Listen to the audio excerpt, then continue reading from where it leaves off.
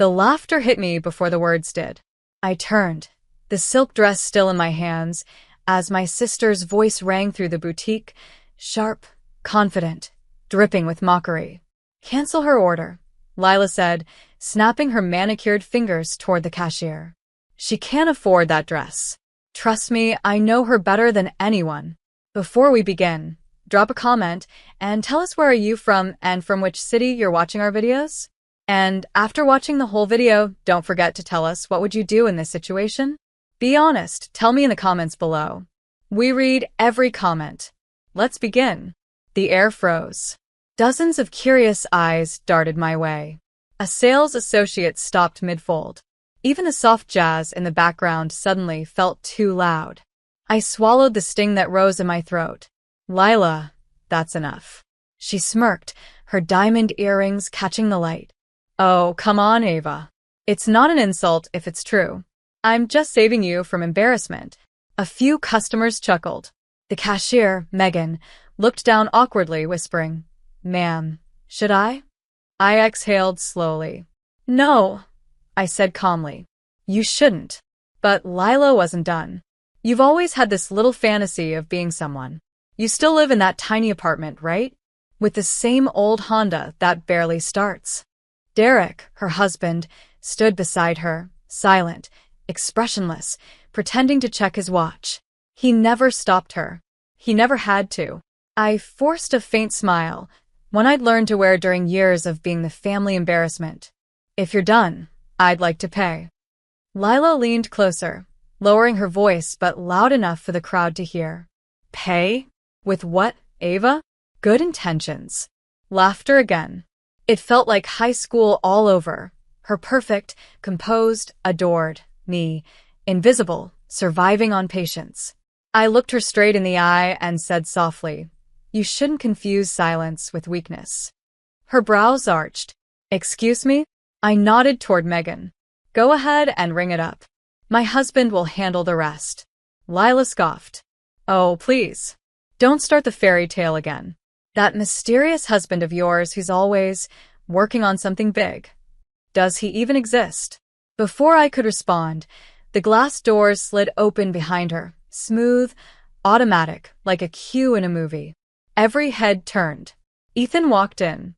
Tall, composed, effortlessly confident in a tailored black suit that whispered success instead of shouting it. His voice cut clean through the room. "Sorry I'm late, sweetheart. Had to finalize some paperwork for the acquisition." Lila turned, blinking. "Acquisition." Ethan smiled politely, shaking hands with the boutique manager, Mr. Lawson, who came rushing out from the back. "Mr. Collins, we weren't expecting you today. Everything is ready for the transition." Lila's painted smile faltered. "Transition? What transition?" Mr. Lawson's tone was respectful. "This location officially changes ownership today. The paperwork was completed this morning. It's part of Mrs. Collins's new retail line." I met Lila's stunned gaze. "You were saying something about fairy tales?"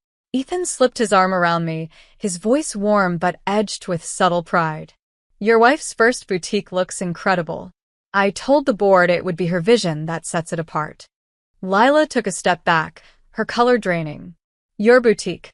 "Yes," I said, calmly, no longer shrinking under her stare. "I don't just afford the dress, I design it." The silence was delicious. Even Megan, the cashier, blinked in awe. Ethan turned to the staff. "Please charge everything to my wife's account. And make sure Ms. Hayes' items are complimentary. Consider it a family discount." Lila's lips parted in disbelief. "Ava, I didn't let her finish." "It's fine, Lila. I understand. Some people only respect value once it's printed on a price tag." I lifted the bag with the dress, nodded politely to Megan, and walked toward the door.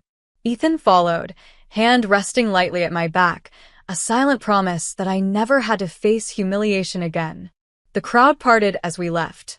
Whispers filled the room again, but this time, they weren't laughing. Outside, the sunlight hit my face. I finally exhaled. Ethan leaned close, his voice low. "You handled that beautifully. I just wish it didn't have to come to this," I murmured. But maybe sometimes people need to see who you've become before they stop treating you like who you were. He smiled softly. And now she's seen it. I looked back through the glass. Lila stood frozen, her perfect confidence cracked for the first time in her life. And as the boutique door swung shut, I realized something. Revenge didn't always come from shouting or proving or fighting back. Sometimes it came from walking away, knowing you'd already won. By the time I got to the car, my hands were trembling, not from fear, but from the sheer rush of everything that had just happened. The boutique door clicked shut behind me, sealing in years of humiliation that had finally been returned, neatly wrapped, and handed back to my sister. Ethan unlocked the car, his usual calm still in place. "You okay?" he asked, watching me closely. I nodded, though my voice wavered. I didn't expect to feel this heavy. It's not happiness, exactly. It's like relief mixed with exhaustion. He started the car, the low hum filling the silence. That's what it feels like when you finally stop proving yourself to people who were never rooting for you. I stared out the window, the boutique fading behind us. The gold letters, Ava and Company, shone like a quiet rebellion against every insult, every time someone told me I'd never be enough. But that victory came with echoes. I could still hear Lila's laughter in my head. The tone she used when she'd say, "Ava, you're too sensitive," or "You just don't have what it takes." The truth was, my sister hadn't always been cruel. We used to share the same room growing up, whispering secrets under the same blanket when storms scared us. But somewhere between my struggle and her success, something in her changed. Maybe jealousy, maybe pride. Ethan reached over and squeezed my hand. "You don't owe her understanding. She made you her punchline for years." I smiled faintly. Still, she's my sister. I don't want revenge to turn me into her. He looked at me with that patient, steady gaze that made me feel seen. "It's not revenge, Ava. It's justice. You just reminded her who you've become." I let his words sink in, and for the first time, I didn't shrink at my reflection. I saw a woman who'd worked for everything she had. The long nights sketching designs on the kitchen table, the failed prototypes, the fear of rejection, the bank rejections, the small wins that never got noticed. And suddenly, I wasn't angry anymore. I was proud. The next morning, a headline appeared on a local fashion blog. "Ava Collins unveils boutique under Collins Group. A new powerhouse brand is born." By noon, social media was buzzing. And by evening, Lila showed up at my office. She walked in without knocking, her usual confidence replaced by uncertainty. "Ava," she said quietly, clutching her purse, "we need to talk." I closed my laptop. "Go ahead." She hesitated, eyes darting toward the window. "I didn't know." "About the store." "About everything." "You didn't care to know," I replied evenly. "You were too busy laughing." Her shoulders slumped. "You're right. I was jealous, okay? You always had this piece about you. Even when things went wrong, you didn't let it break you. And I hated that." The honesty caught me off guard. She looked up, voice trembling. "I lost myself trying to look perfect. I pushed you down to feel taller. And now, seeing you like this, it hurts because I realize I became everything Mom warned us not to." For a long moment, neither of us spoke. The air between us was thick, but different this time, not with rivalry but regret. I finally said, "I didn't build this to prove you wrong, Lila. I built it to prove to myself I could." Tears welled in her eyes. "I know. And I'm sorry." I could have held onto the satisfaction of watching her break. But forgiveness, real, earned forgiveness, felt stronger. I walked around the desk, pulled her into a light embrace, and whispered, "Let's just not go back there again." When she left, Ethan stepped in, leaning against the doorframe. That looked different. I smiled, letting out a breath I didn't realize I'd been holding. Maybe because it wasn't revenge anymore. It was closure. He grinned. "Closure looks good on you." And as I looked out the window at the city below, sunlight spilling through glass, I realized, sometimes, winning isn't about making others fall. It's about standing tall without needing anyone to watch. 2 weeks passed. The boutique had become busier than ever. Every rack gleamed with new arrivals, and every customer who walked through those doors felt like another quiet victory. But no matter how many congratulations I received, a single thought kept circling in my mind: Lila's apology. She'd said she was sorry. And maybe she meant it. But I'd known her long enough to recognize when guilt came with motives. Ethan noticed my unease. That evening, as we locked up the store together, he said, "You're thinking about her again, aren't you?" I smiled faintly. "You know me too well." "She's your sister." "It's normal," he replied, adjusting the sign on the front window. "But don't let her guilt slow you down. You've earned everything you have." I wanted to believe that. But family wounds didn't heal like business deals. They lingered, quietly, in places no one could see. The next morning, I found out why my instincts had been right. Mr. Lawson, the manager, rushed into my office, holding his tablet. "Mrs. Collins, you need to see this." On the screen was a trending post: Lila, smiling beside a journalist, standing in front of my boutique. The headline read, "Exclusive interview with the sister behind Ava and Company's success." My stomach turned. She was claiming she had inspired the brand. The comments were filled with sympathy and praise for her guidance. Ethan's words echoed in my head: "Don't let her guilt slow you down." I clenched my jaw. "Get the PR team on this. I want a press release clarifying who founded this company." Mr. Lawson nodded immediately. "Right away, ma'am." That evening, as the statement went public, my phone buzzed. "Lila."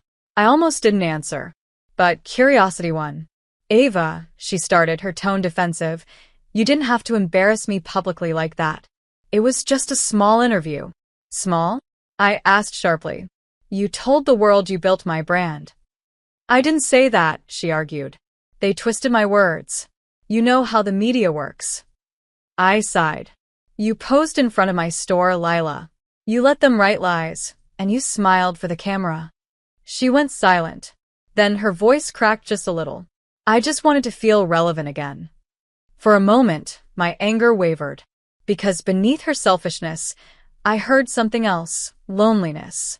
"Lila," I said quietly, "I never wanted to compete with you. But you turned everything into a race I never signed up for." Her breathing trembled.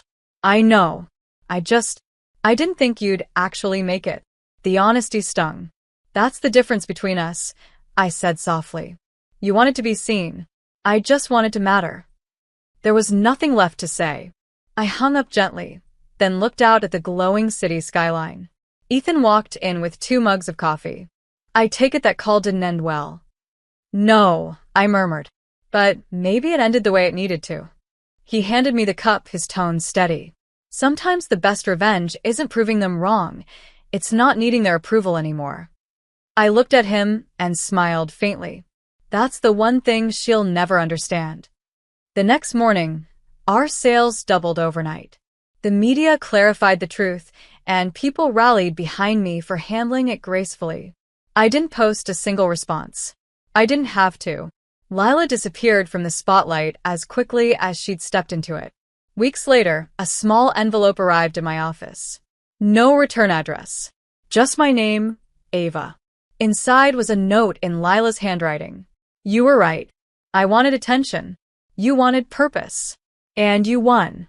I hope someday I find my own." I stared at those words for a long time, feeling a strange mix of sadness and peace. I placed the note in my drawer, smiled softly, and whispered to myself, "Maybe you already have, Lila, just not in the way you planned." Ethan appeared at the door again, his voice warm. "Ready to go home, boss?" "Yeah," I said, turning off the lights, the boutique glowing behind us like the start of a brand new story. Because for the first time in years, my life didn't revolve around proving anything to anyone. I wasn't the poor sister anymore. I was the woman who built her own name, and learned that sometimes the loudest revenge is quiet success. A month later, the boutique glowed brighter than ever. The brand was taking off: partnerships, interviews, even a small feature in a national magazine. But the real shift wasn't in business. It was in me. For years, I'd carried the weight of being underestimated, of biting my tongue when people mocked me. Now I walked with quiet confidence, not the loud, flashy kind, but the kind that came from surviving storms and building your own shelter. That morning, as I reviewed the new designs, Megan came running in, breathless. "Mrs. Collins, there's someone here to see you." I looked up. "Who?" She hesitated. "It's your sister." For a split second, my heart sank. I hadn't seen Lila since the scandal, the fake interview, the backlash, the letter she'd sent afterward. I didn't know whether to brace for another storm or prepare for closure. "Send her in," I said quietly. Lila stepped inside wearing no jewelry, no layers of designer arrogance. Just a plain white blouse and jeans. Her eyes looked tired, human, real. "Hi," she said softly. "Hi."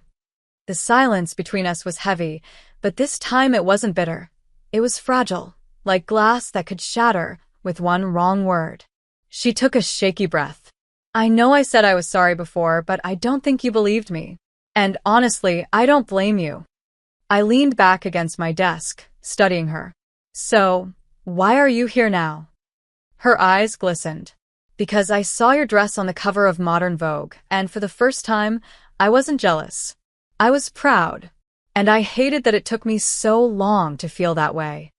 I felt a lump rise in my throat. She continued, her voice trembling. "You know what the worst part is? When I told people you'd never make it, I actually believed it. Because if you could, it meant I had no excuse for my own failures." I exhaled, finally understanding. Her cruelty had never been about hate, it had been fear. I walked over slowly and handed her the same silk dress that had started it all, the one she'd told the cashier to cancel.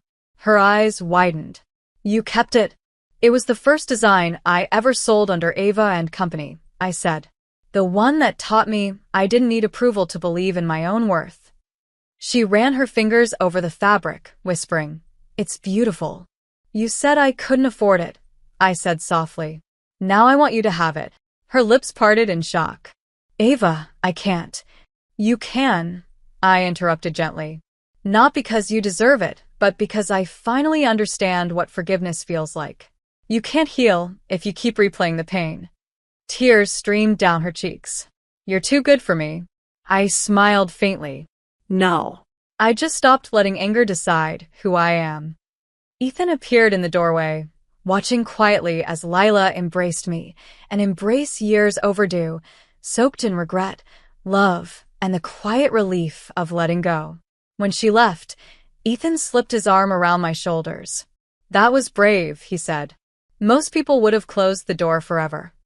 "I almost did," I admitted. "But sometimes, the most powerful revenge is giving someone back their humanity." He kissed my forehead lightly. "And that's why you'll always win, Ava." That night, we returned to the boutique after hours. The lights shimmered against the glass, reflecting my name on the storefront. Ava and Company. I stared at it for a long time, the name that had once been a dream, now standing tall against the city lights. "Do you ever get tired of hearing people say you made it?" Ethan asked. I smiled. "No." "Because I didn't just make it. I became the kind of woman I used to look up to." As we locked the doors and walked away hand in hand, I looked back one last time, because I knew that behind that glass wasn't just a store. It was proof that every insult, every humiliation, every "you can't," had been fuel for my rise. And somewhere deep down, I hoped Lila found her rise too. Because in the end, the real story wasn't about the dress or the boutique. It was about a woman who stopped waiting for validation and built her own crown.